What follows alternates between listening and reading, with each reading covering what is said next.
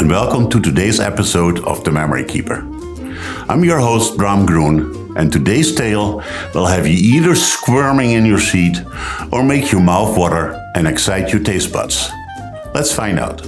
Join Bram on an exciting journey, sharing travel stories that celebrate the power of memory. Through these stories, Bram raises awareness and support for both patients and caregivers, fighting Alzheimer's in honor of his wife, Sherry, who now resides in memory care. Without further ado, here's today's episode of The Memory Keeper.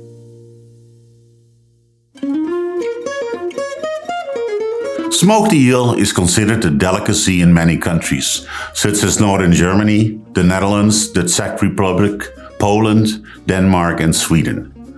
In Italian cuisine, eels from the Camacho are especially prized, along with freshwater eels from the Balsina Lake and the ponds in Sardinia. An eel is part of dishes eaten by the Japanese, the Vietnamese, and other Asians. For most people in those countries, eel makes your mouth water. And yes, also my taste buds get excited by the very thought of it. This, of course, is not the case, for example, in the United States, where even the thought of this dish causes digestive systems to react. That is not cool, euphemistically speaking. When I grew up in Holland, we had the custom that on your birthday we could choose the meal Mom would cook. I invariably chose eel, which my dad and I would get from a fresh fish store at the nearby lake. They were large eels, over an inch thick and over 2 feet long. Even without their removed teethy heads, they would keep squirming for hours in the kitchen sink. Mom would broil them and service the eel with butter sauce and lemon. Terrific. Other times, we would get smoked eel and serve them on little crackers as an hors d'oeuvre at birthday parties and special celebrations. A delicatesse. Enter my wedding with Sherry. It was wintertime in Massachusetts and the wedding could not have been more romantic, with the snow falling slowly on and around the classic New England steeple church.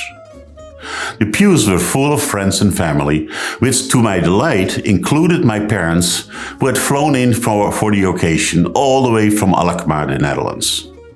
Never had they traveled this far. They had arrived a week early to make what for them was a trip of their lifetime, and of course they brought the customary present for their host, Sherry's parents.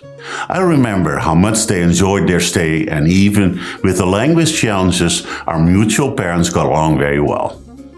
But the next morning, after their arrival, things got tricky for sure. I can still see the horror on all my American family's faces and hear my father-in-law exclaim in his typical understated New England speak, "Now that is an interesting present." See, my dad had brought them 2 kilos of, you guessed it, smoked eel, a Dutch treat. I hope you enjoyed that story and that memory, or not. It's truly an honor, though, to share our stories with you. Next week's episode will keep us with the Dutch culture one more time, and this one will be a contribution by my dear friend Van Stromperaars. With that, I would like to invite you, my listeners, to send your intercultural stories to the Memory Keeper's website, so I may include them in the Alzheimer's Supporting Project and credit you directly. Just go to thememorykeeper.org and click the button that says Share a Story. I'll see you next week with Fon's story, which we have titled A Customary Double Dutch. My name is Bram Groen, and I am the Memory Keeper. Thank you for listening to The Memory Keeper. On behalf of Bram, we want to thank you for your help in raising awareness and support in the fight against Alzheimer's. If you feel inspired to make a difference, please consider making a charitable donation to the Alzheimer's Foundation of America in honor of Bram's wife, Sherry, by visiting thememorykeeper.org and clicking the button that says Donate. On our website, you can also sign up for our email list and receive the newest episodes directly to your inbox, as well as a full listing of episodes, show credits, and learn more about this program and why it exists.